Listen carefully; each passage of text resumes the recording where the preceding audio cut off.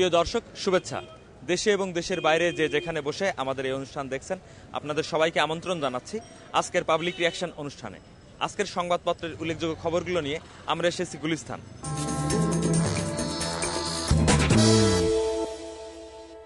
সকাল সন্ধ্যা আজ হরতাল, 7 বাসে আগুন, নিহত 1। আজকের সংবাদপত্রের একটি উল্লেখযোগ্য খবর। চলুন এই খবরটি নিয়ে কথা বলি জনগণের সাথে। বিরোধী দল এমন সরকার দল জনগণের কাজ কিভাবে করবে, উন্নয়নের কাজ করবে সেটা পার্লামেন্ট। আর গাড়ি পোড়া ব্যাপারটা কি জানেন, এটা হলো আমি মনে করি এটা একটা আইন পাস করতে হবে। সরকার বিরোধী দল বসে কোনো বাসে আগুন বা মানুষ মারা জীবিত যে গুম যে ঘটনা, এটা আমার মতে এটা ঠিক না। গুমের ঘটনাটা আসলে সত্যিকার এটা গণতান্ত্রিক দেশে এটা হওয়া উচিত নয়। আর বাসে আগুন দেওয়া এটাও গণতান্ত্রিকভাবে উচিত নয়। কে বা কারা দিছে এটা সরকারি দেখবে এবং দেখা উচিত। ইলিয়াস আলী গুম এজন্য হরতাল, কিন্তু এটাও একটা গণতান্ত্রিক অধিকার হরতাল করার, কিন্তু এভাবে এটা সরকারের সাথে বসে দেশে পার্লামেন্ট আছে আলোচনা করে উভয় পক্ষে একটা সমাধানে আসতে পারতো। কিন্তু এভাবে হরতাল দিয়ে আমাদেরকে বা সাধারণ জনগণকে এভাবে হয়রানি করা বা এটা আমি মনে করি যে একটা গণতান্ত্রিক দেশে এটা ঠিক না। ঘুমন্ত অবস্থায় বাস চালকের মৃত্যু এটা অবশ্যই অনাকাঙ্ক্ষিত।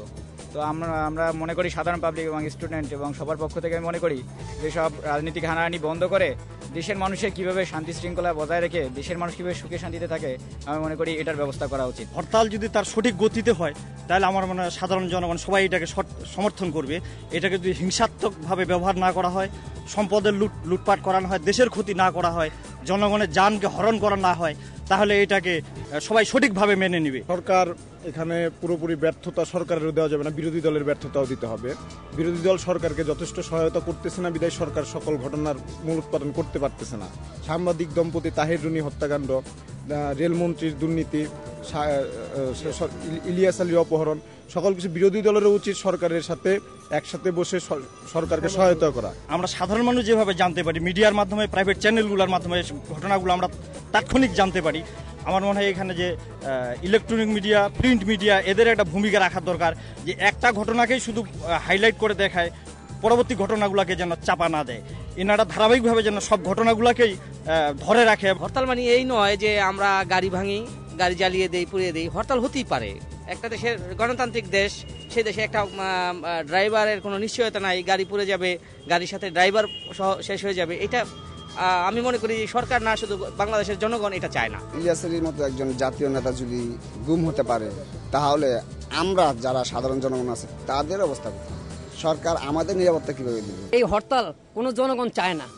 আমি এটুকুই জনগণ পক্ষ থেকে আমি এটুকুই বলতে চাই যে বিরোধী নেত্রী এবং প্রধানমন্ত্রী কাছে আমার এটুকু আকুল আবেদন, জনগণের কাছে তারাও আমরা সব জনগণ আকুল আবেদন করি যে তারা দোনেত্রী বলুক যে দেশে আরো হরতাল কেউ পালন আমরা না করি।